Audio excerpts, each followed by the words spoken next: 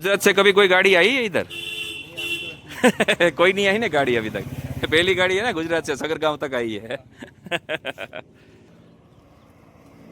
જો ભાઈ ગુજરાતની પહેલી ગાડી છે જે સગર ગાંવ તક આવી હોય એ ભાઈને મેં પૂછી લીધું કે ભાઈ સગર ગાંવ સુધી તમારી કોઈથી ગુજરાતથી કોઈ ગાડી આવી છે? મને કીધું ના ભાઈ કોઈ ગાડી નથી આવી. તમે તમારી વિડીયોની તમે સાંભળી લીધું, કદાચ જોયું હશે. મારે મેમરી ફૂલ થઈ ગઈ છે. તમને કીધું તું ઓલા લેપટોપમાં નાખવા. નાખી લઈ. વાયર ને આવતા હોય જો વાયર તો હોય જ. ગ્લેશિયર કેવું નાખ્યું કંપની કરતા તને હારી સાચી વાત. આ ભગવાનનું કામ છે.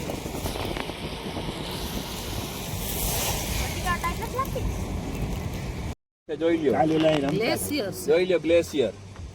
આ ગ્લેશિયર છે ભાઈ. જો આ તો કાળો મય થઈ ગયું અત્યારે વરસાદના હિસાબે, ઉપરથી કચરો આવ્યો એટલે આ ગ્લેશિયર. જો બરફ બરફ. અમારી 2 મિનિટ આ 2 ફૂટ જોઈ લો ઉપરથી પર્વત ઝૂલતો આપણી માથે. અહીંયા આમ મજા આવે એવું છે હો શિયાળામાં. આવી મુશ્કેલી આવે તો કઈ ક્યાંક આવે વીજળી વરસાદ વરસાદ વીજળી વાળી તો આવવાની જ હોય. આ 4 ધામમાં તો આવે જ પપ્પા. હવે તો થોડુંક ઉતરી જવાય. ફોટો પાડી લેવાય ત્યાં જઈને સીધા. ચાલો ભાઈ, પાછળ આપણી ગ્લેશિયર. ગ્લેશિયરની મજા જોઈ લ્યો. રોડની આપણે ટચ જ.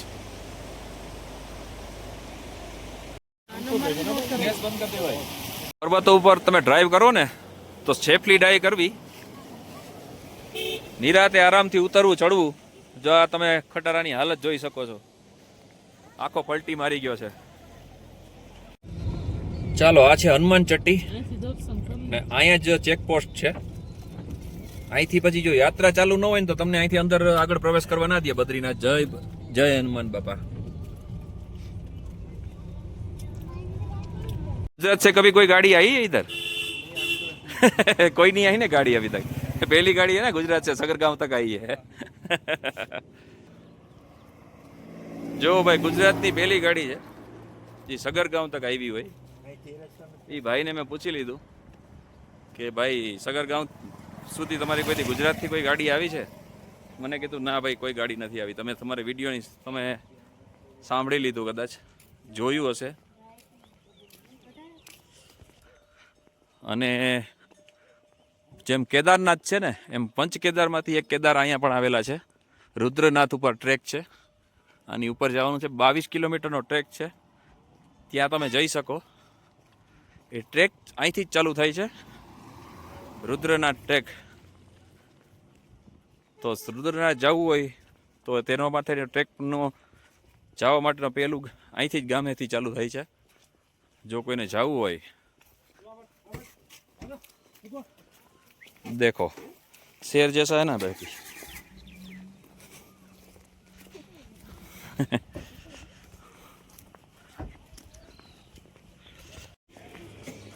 ચાલો, જો સામે આ તમને મંદિર જેવું દેખાય છે ને ત્યાંથી જ નીચે જવાનો રસ્તો છે, ગેટ છે.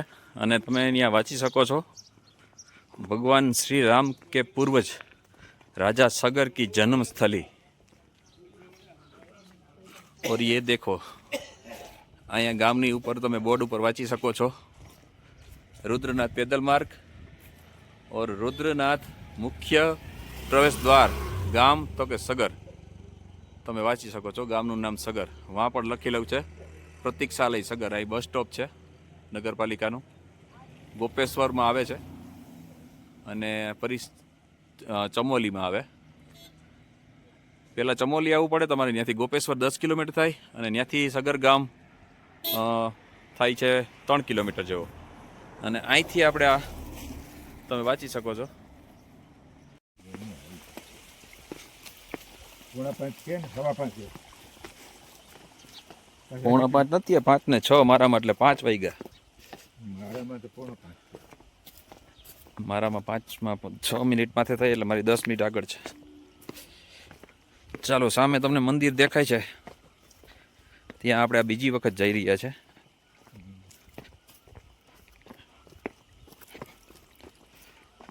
અને હવે આ મસ્ત મસ્ત ખેતરોની વચમાંથી જવા માટેનો રસ્તો છે. જો અહીંના ખેતરો તમને બતાવું, નાના નાના નાના નાના ખેતર હોય. આ લોકો પાસે મોટી જગ્યા તો હોય નહીં, એટલે આવા નાના નાના ખેતરમાં જ એની ખેતી કરે આ લોકો.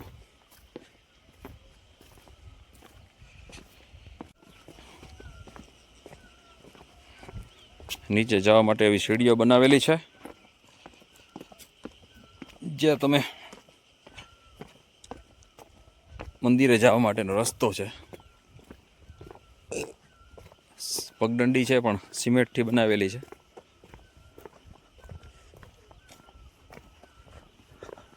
અને આપણે કેટલા નીચે આવી ગયા એનું તમે અનુમાન લગાડી શકો. ઉપરમાં જ્યાં મકાનો દેખાય છે ત્યાંથી આપણી ગાડી જો આ એક ગાડી જતી હોય દેખાણી હોય તો, એટલા નીચે આપણે આવ્યા છે. અને હજી કન્ટિન્યુ આપણે નીચે જ જવાનું છે, એ સેટ સામે સુધી. જો અહીંયા એક પાણીનો સ્ત્રોત છે, જો સગર છે. આ લખી ચાલીસા નામ અહીંયા લખ્યું છે પણ કંઈક સગરની ધારા. મતલબ કે પાણી અહીંથી 24 કલાક અને 12 માસ આ વહેતું રહે છે. જ્યારે હું આવ્યો ત્યારે એટલી જ ફોર્સથી પાણી વહેતું હતું, અને અત્યારે પણ આ આટલી જ ફોર્સથી પાણી આવી રહ્યું છે. આ કન્ટિન્યુ ચાલુ જ રહે છે આ રીતે.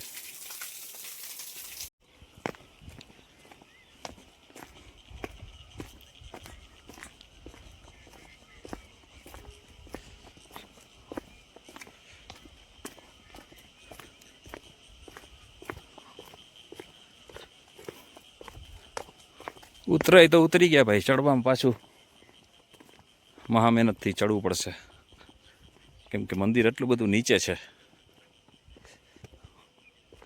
પહાડી ઉપર આ એક કેટલો કટકો મેદાન જેવો બનેલો છે. જોકે હાવ મેદાન તો નથી.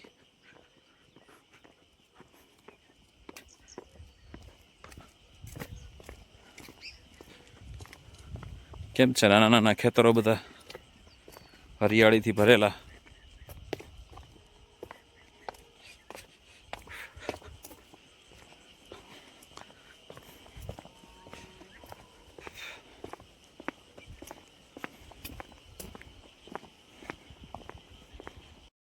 જોવો સીન સિનેરી બાકી કેમ છે, સીન સિનેરી જોવો કેમ બાકી છે. તો અત્યારે અહીં ઘઉંની ખેતી થયેલી છે. જો આપણે બધા ઘઉં નીકળી ગયા, અહીંયા જે ઘઉં એમનો ઊભા છે. આપણે તો કયું ના નીકળી ગયા હોય. હરેક જગ્યાના અલગ અલગ મોસમ પ્રમાણે અલગ અલગ ફસલ. અહીં જો ઘઉં પાકી ગયા, થોડા ઘણા પાકી ગયા. જો આ બધા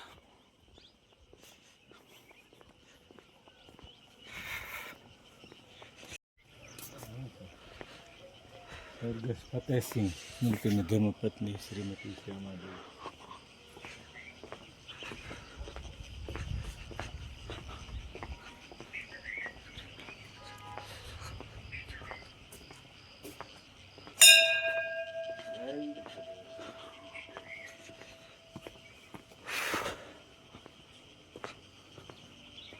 સંકલેશ્વર મહાદેવનું મંદિર છે, પણ એમાં તમે અહીં બધા નામ વાંચો ને તો તમને ખ્યાલ આવે. જો આ બધા નામમાં જો સગર હશે અમુક જગ્યાએ. જો અહીં સગર લખેલું રહ્યું, સગર. અહીંયા પણ સગર. જ્યાં દાતાઓ હશે ને સામે પણ લખેલું છે મનિકસિંહ રાવત સગર. બધા દાતાશ્રીઓના નામ છે.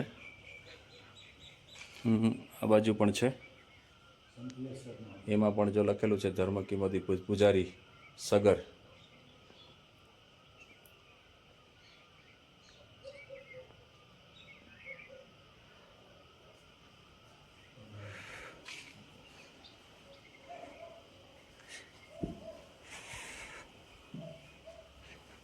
આ શિવજીનું છે. અહીંયા શિવજી બિરાજમાન છે,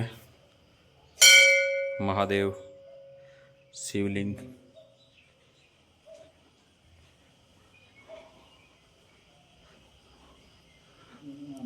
સામે વાંચી શકો છો તમે. રાજા સગર કી જન્મસ્થલી એવમ તપસ્થલી સામે તમે વાંચી શકો છો. સંતકુટી જો તમે વાંચી શકો છો. રાજા સગર કી જન્મસ્થલી એવમ તપસ્થલી. અહીં રાજા સગરનો જન્મ થયો હતો.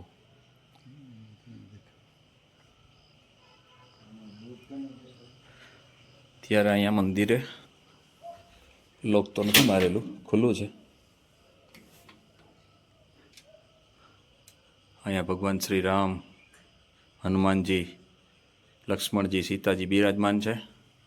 નીચે સામે તમે જુઓ છો આટલા માત્ર સગરનું આજી દેખાય છે. એ કદાચ સગર રાજાનું હોઈ શકે. મને આઈડિયો નથી, હું કન્ફર્મ નથી કહી શકતો, પણ એ કદાચ હોઈ શકે. ત્યારે અહીં ધનંજય મહારાજ નથી, નકર હું તમને એને પૂછીને બતાવત, વાત કરત.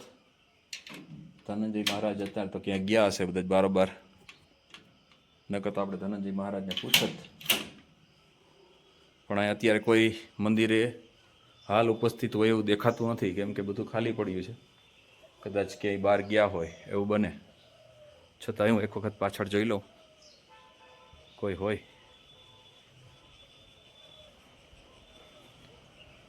નથી, કોઈ દેખાતું તો નથી કોઈ. સામે આપણી ગાડી જો જાય છે ઉપર, ત્યાં આપણે પાછું ચડવાનું છે. ચાલો ભાઈ, ધનંજય મહારાજ અહીંયા મહારાજજી છે, એને મેં ફોન કર્યો, પણ એ પોતે મૂળ મહારાષ્ટ્રના છે. તો એ અત્યારે મહારાષ્ટ્રમાં ગયા છે, એટલે અત્યારે અહીંયા છે નહીં.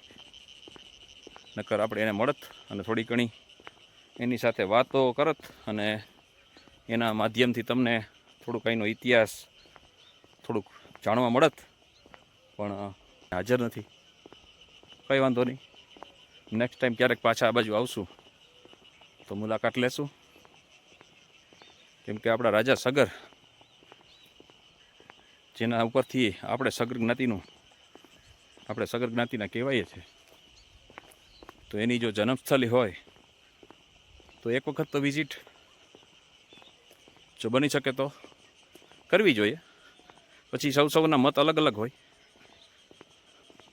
હું તો અત્યારે બદ્રીનાથ ગયો હતો, અને આ બાજુ નીકળ્યો. મારા પપ્પા, મારા સસરા ભેગા છે, એને વાત કરી તો એણે મને કીધું કે મારે જોવી છે જગા.